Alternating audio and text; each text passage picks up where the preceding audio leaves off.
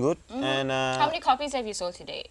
on the first edition, we on the, First edition. yeah, The first edition, yeah. 15,000 copy. Kunden nicht gleich die Frage erwidert, weil er die Antwort direkt parat hat, sondern der möchte auch mal drüber nachdenken. Und das ist für uns Erwachsene in unserer schnelllebigen Umwelt, in dem ganzen bisa menjadi sorotan besar di Asia dan Eropa. Begini pernyataan jujur dan berani legenda timnas Malaysia, Safi Salih, dan pelatih Jerman U17, Mark Patrick Meister, jelang timnas Indonesia U17 asuhan Nova Arianto melawan timnas Jerman U17 di perebutan juara 3 Piala Dunia U17 2025 pada malam hari ini pukul 23.45 WIB yang digelar di Aspire Academy Qatar. Sampai kejutan besar ini akhirnya terbongkar. Benarkah? Nah, ini baru mantap surantap. 3 sosok besar ini dikabarkan adalah calon terkuat pelatih timnas senior Indonesia yang baru. Apakah Jesus Casas, Giovanni Van Bronckhorst, dan Timur Kapade akan lakukan interview bersama PSSI di Jakarta hari ini? Begini ulasan lengkapnya. Yes, alhamdulillah, kabar gembira. Jelang keberangkatan ke Thailand hari ini, skuad timnas Indonesia U22 ada kabar gembira tepat tadi malam.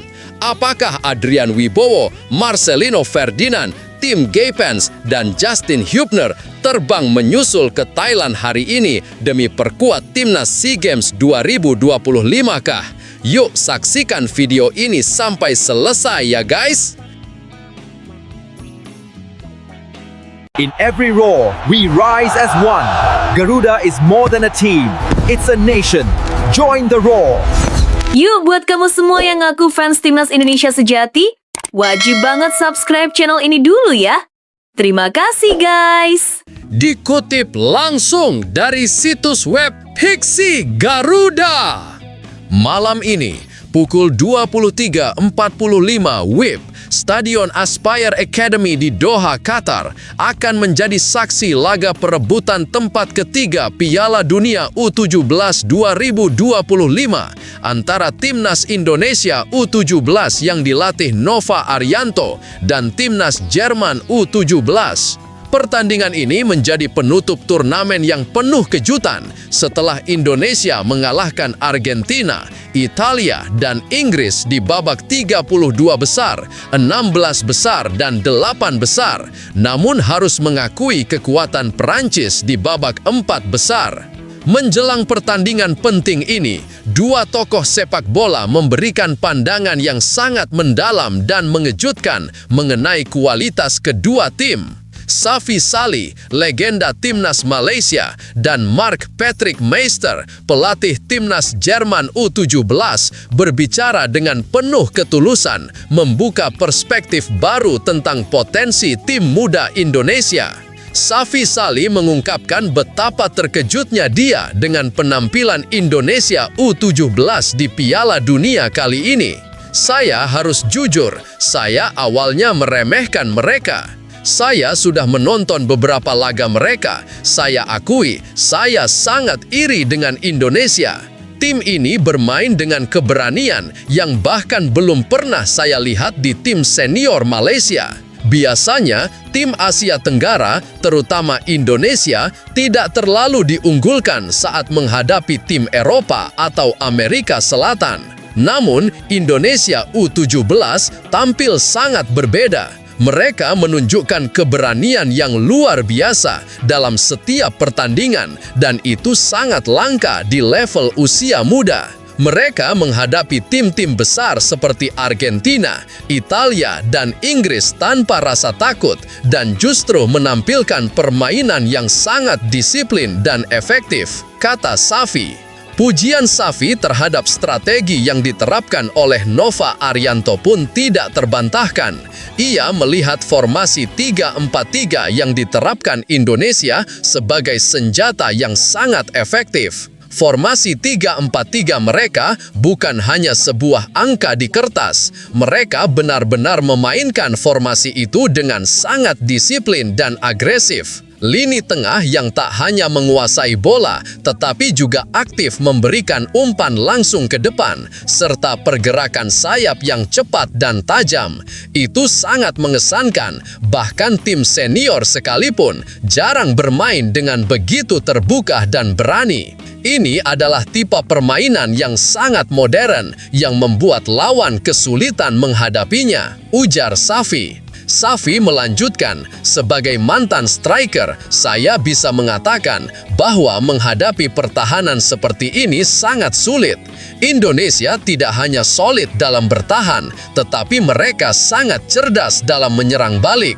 Striker mereka tidak hanya menunggu bola, tetapi mereka juga aktif dalam menciptakan ruang dan melakukan pergerakan tanpa bola. Itu yang membuat Indonesia sangat berbahaya, tambahnya. Lebih jauh lagi, Safi menyoroti bahwa mental dan psikologi pemain muda Indonesia adalah faktor yang turut mempengaruhi keberhasilan mereka di turnamen ini. Yang paling saya kagumi adalah mental mereka. Tim ini tidak panik saat menghadapi tekanan. Mereka menunjukkan bahwa Indonesia memiliki karakter juara, meski secara fisik mungkin kalah dari beberapa tim lawan. Jika saya masih bermain, saya tahu betul melawan Indonesia akan menjadi tantangan besar. Mereka cerdas, disiplin, dan yang terpenting, mereka tidak takut untuk bertarung melawan siapapun, ujar Safi dengan nada serius. Akhirnya, Safi memberikan pandangan tentang kemungkinan Indonesia meraih kemenangan malam ini. Jika mereka tetap menjaga keberanian dan intensitas yang sama, saya rasa Jerman akan menghadapi kesulitan. Tim ini bisa mencetak gol kapan saja dengan serangan balik cepat mereka. Mereka sangat efisien dalam memanfaatkan setiap peluang yang ada. Saya tidak akan terkejut jika Indonesia keluar sebagai pemenang malam ini, tutup Safi dengan optimisme tinggi. Sementara itu, Marc-Patrick Meister, pelatih Jerman U17, juga memberikan komentar yang penuh pengakuan terhadap Indonesia. Meister, yang terkenal dengan pendekatan taktiknya yang disiplin dan sangat terstruktur, tidak menyangka tim Indonesia U17 memiliki kualitas sehebat ini. Sejak awal, kami sudah memantau mereka dengan cermat. Tentu saja, kami tahu Indonesia memiliki pemain berbakat, tetapi setelah melihat mereka bermain melawan Argentina dan Italia, saya harus mengakui bahwa Indonesia jauh lebih sulit dari yang kami prediksi. Mereka sangat terorganisir dalam bertahan, namun yang lebih mengejutkan adalah bagaimana mereka mampu mengubah pertahanan menjadi serangan balik yang mematikan, ujar Meister dengan nada serius. Pelatih asal Jerman itu kemudian berbicara tentang kekuatan mental Indonesia. Yang paling saya perhatikan adalah ketenangan mereka di bawah tekanan. Saat melawan Inggris, meskipun kalah dalam penguasaan bola, mereka tetap sabar dan menunggu momen yang tepat untuk menyerang. Tidak ada rasa panik, tidak ada rasa takut. Itu adalah kualitas yang sangat penting dalam sepak bola internasional dan Indonesia menunjukkan itu dengan sangat jelas, tambah Meister. Meister juga memberi apresiasi kepada pelatih Nova Arianto yang menurutnya sangat memahami bagaimana memanfaatkan karakter timnya. Formasi 3-4-3 yang mereka terapkan memang sangat efektif. Mereka selalu menjaga keseimbangan antara bertahan dan menyerang, dan para pemain sayap mereka memiliki kecepatan yang luar biasa. Ketika mereka kehilangan bola, mereka langsung beralih ke pertahanan dengan sangat cepat. Tetapi saat menguasai bola, mereka langsung mengalirkan bola ke depan dengan sangat cepat, kata Meister. Namun, pelatih Jerman ini mengingatkan bahwa meskipun Indonesia sangat berbahaya, Jerman harus tetap fokus dan disiplin.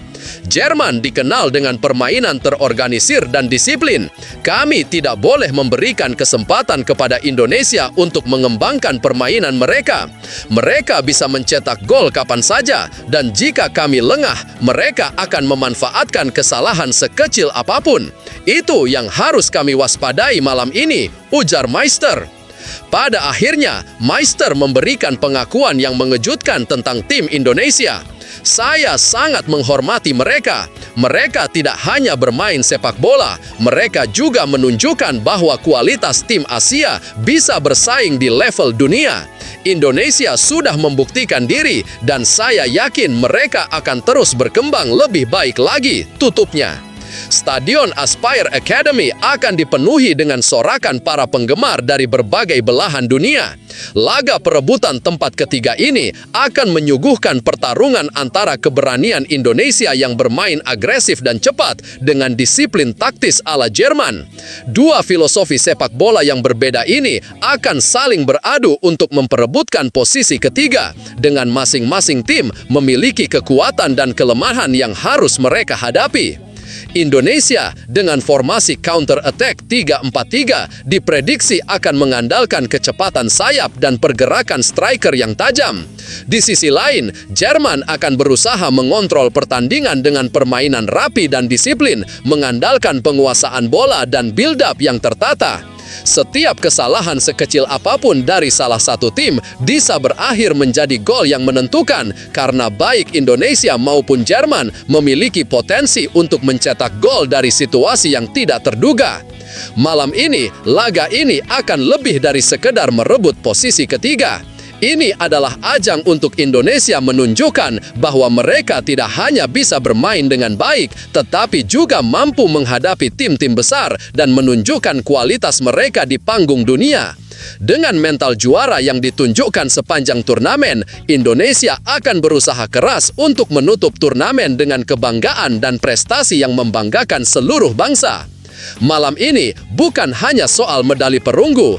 Bagi Timnas Indonesia U17, ini adalah panggung untuk menunjukkan bahwa sepak bola Indonesia memiliki masa depan cerah dan bahwa mereka mampu bersaing dengan tim-tim besar dunia. Dengan pernyataan mengejutkan dan jujur dari Safi Salih serta pengakuan mendalam dari Mark Patrick Meister, pertandingan ini menjadi bukti bahwa tim muda Garuda U17 layak dihormati dan diperhitungkan di kancah internasional. Tapi tunggu, benarkah kabar tersebut? Simak hasil penelusuran admin di akhir video ini ya guys. Pencarian pelatih tim nasional sepak bola Indonesia memasuki babak baru dengan hasil akhir yang semakin dekat. Menurut kabar terkini, setidaknya sudah ada 5 nama kandidat yang menjadi calon kuat dan siap untuk diwawancara dalam proses rekrutmen pelatih kepala timnas berikutnya. Menurut bola.com, kabarnya Exco PSSI beserta dengan direktur teknik sudah melakukan perjalanan ke Inggris dan Spanyol untuk bertemu dengan para calon tersebut.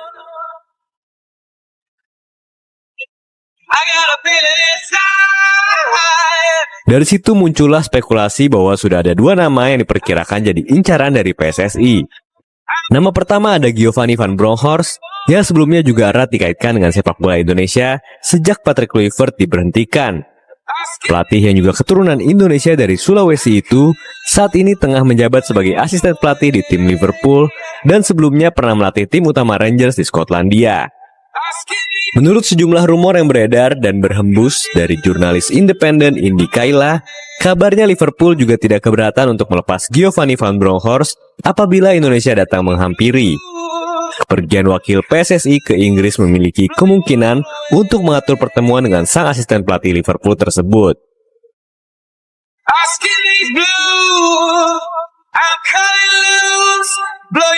Sementara selain Inggris, kabarnya PSSI juga akan bertolak ke Spanyol. Spekulasi yang muncul dari kabar ini adalah PSSI tengah mengincar nama lain, yakni Jesus Casas. Pelatih asal Spanyol itu lebih erat dengan sepak bola Asia setelah dirinya pernah menangani timnas Irak dari tahun 2022 hingga 2025 lalu. Sayangnya ia dipecat karena performa Irak menurun pada bulan Maret lalu. Timnas Indonesia juga beberapa kali bertanding melawan timnas Irak yang diasuh Casas. Oleh karenanya kedekatan antara Casas dan sepak bola Indonesia lebih terasa.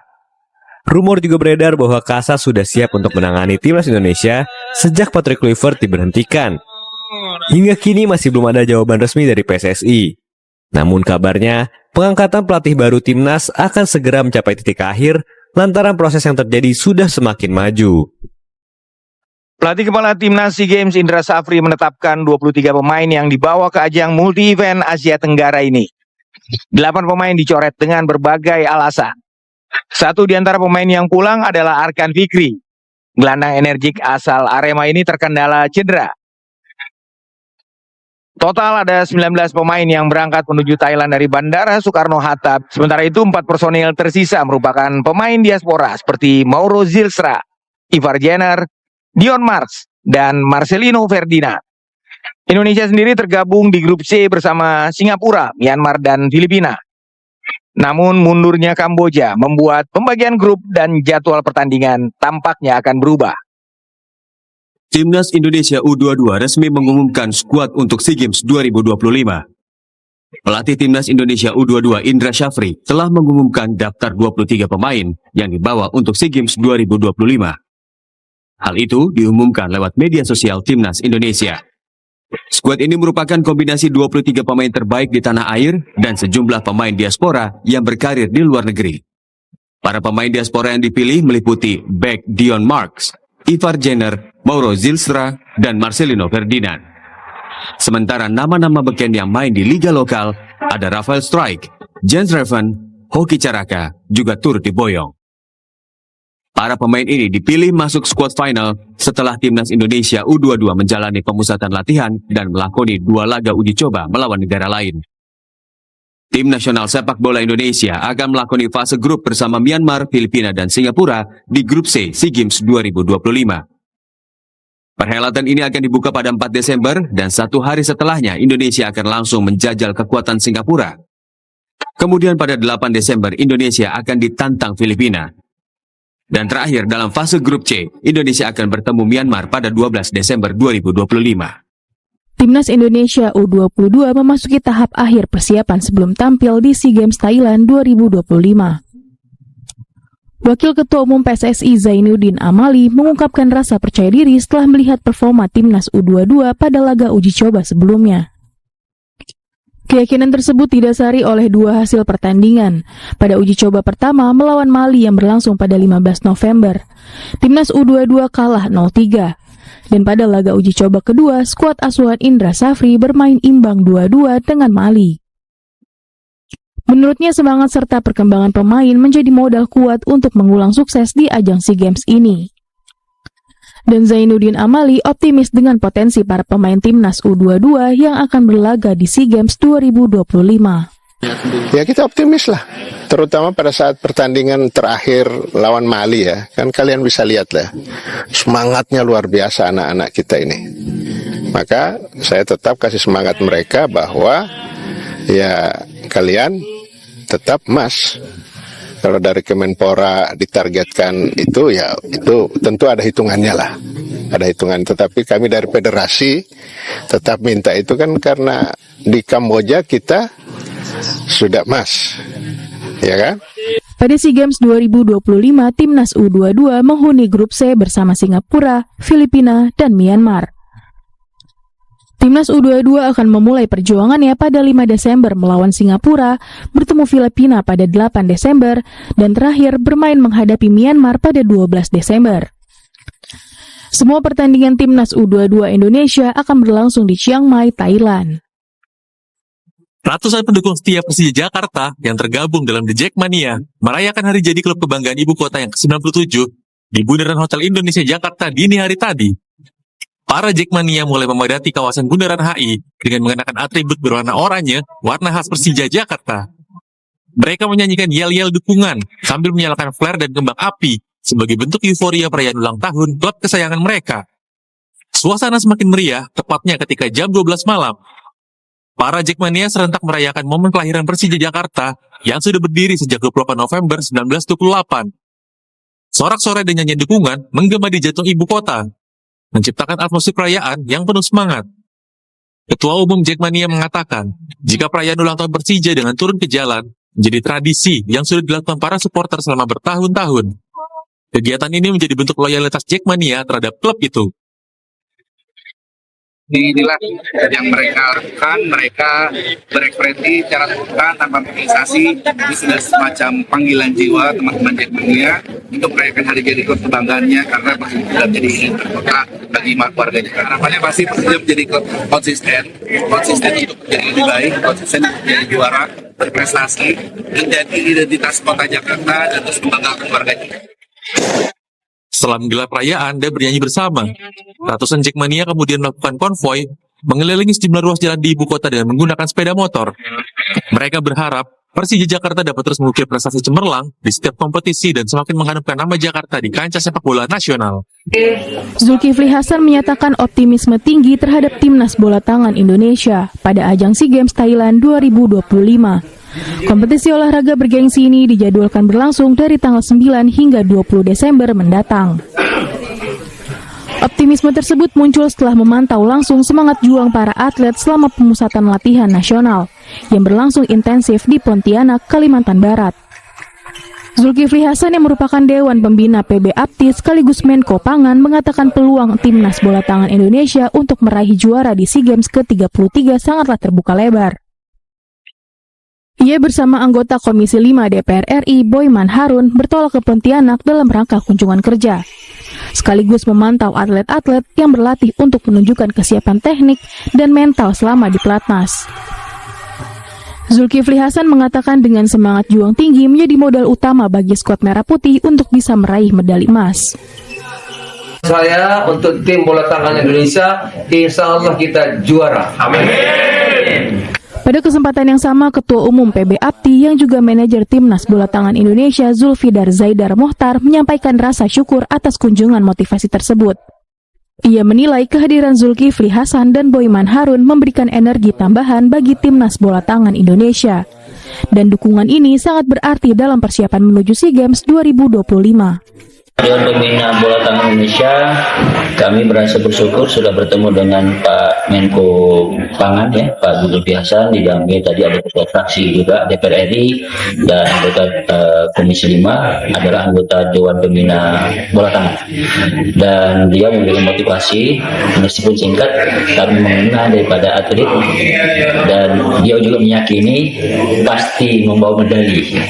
Dan teman-teman meyakini medalinya yang terbaik adalah emas. Dan bismillah semua dengan sudah latihan selama 2 bulan ini menjadikan atlet bola tangan Indonesia optimis di pertandingan SEA Games nanti memberikan yang terbaik untuk bangsa Indonesia. Kesiapan Timnas Bola Tangan Indonesia tidak lepas dari rekam jejak prestasi sebelumnya. Tim ini berhasil meraih medali perunggu pada kejuaraan SEAHF atau ASEAN Handball Federation tahun 2022 di Bangkok. Pencapaian ini menjadi parameter penting bagi peningkatan performa Timnas Bola Tangan Indonesia. Gelaran bergengsi kejuaraan bola voli indoor antar klub putri di berbagai daerah digelar di Jepara, Jawa Tengah. Sebanyak 8 klub voli putri terbaik se-Jawa Tengah bersaing ketat selama 4 hari penyelenggaraan. Diharapkan dengan hadirnya ajang ini dapat memicu lahirnya atlet-atlet putri potensial dari Bumi Kartini. Sebab kompetisi bola voli putri masih tergolong minim jika dibandingkan dengan sektor putra. Kementerian Pemuda dan Olahraga pun mendukung penuh gelaran ini demi menciptakan bibit unggul atlet voli tanah air. Kegiatan ini diikuti oleh 8 peserta, sudah kita mulai dari tanggal 24 sampai dengan tanggal 27 ini, dan malam ini adalah malam terakhir. Kita setiap satu harinya itu mempertandingkan 2 game. Nah, event voli putri khususnya Mas, di Jepara itu masih minim. Kalau yang putra mungkin sudah biasa, kalau yang putri masih minim. Harapannya ini menjadi embrio bagi penyelenggaraan bola voli di Jepara, khususnya ada yang putri.